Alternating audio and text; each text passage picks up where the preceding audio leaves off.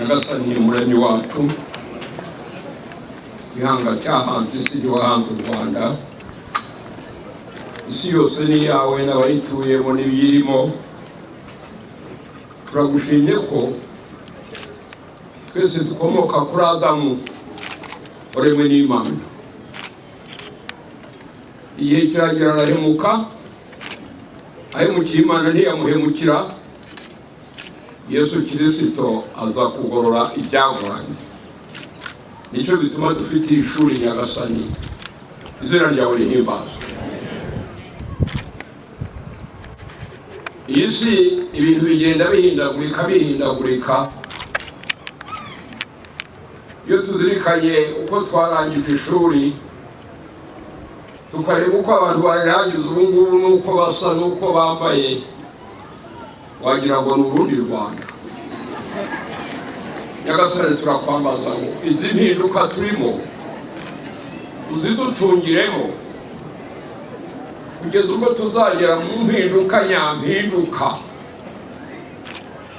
Habaye graduation y'abiswe bene Imana. Yesu Kristo ari uje muri ibyo birori. Mwami Imana dufashe tuzabibemo. Izi mpinduka ziragaragaza ko isi igiye guhinduka, ntizahinduka. Ibi tureba bigiye kurangira, kandi byatangiye kurangira. Abantu ntibabirebe, bakavuga ngo ni ibisanzwe. Yesu Kristo yabaye muri iyi si, arwana urugamba anesha umwanzi Satani. Igihe kiragera graduation y'igitangaza. Tubisoma muri Zaburi 24. Arazamuka ataha ijuru, abamarayika b'Imana baramusanganira. Ntabwo hazaba abigisha ngo ntawe uzigisha undi. Tuzamenya, tumenye insinzi y'icyaha, tubaho icyaha kitazaba. Hatazaba imvura, hatazaba izuba, hazaba ikizi. Turindire tuzagereyo, kandi igihe cyo gutaha kiregereje. Nyagasani aba bana bagize graduation n'abakuze bayigize, we kugira intego yo kuzataha mu bwami bw'Imana. Ababigisha babigishije Nyagasani, abayobozi bakuru,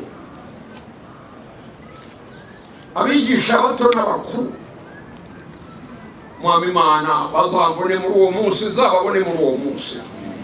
Ni umunsi w'igitangaza, graduation itangaje. Igihe tutari twayigeramo rero, Nyagasani nkuzaniye ababigisha. Niba bazahimba umurimo, ubafashe Nyagasani, be kuba bararuhiye ubusa. Niba bazabona umurimo, Nyagasani baziyumvemo yuko babonye akaruhuko. Ariko tugamize kuzageraho ibyo bizibagirana. Turagushimiye mu izina rya Yesu. Amen.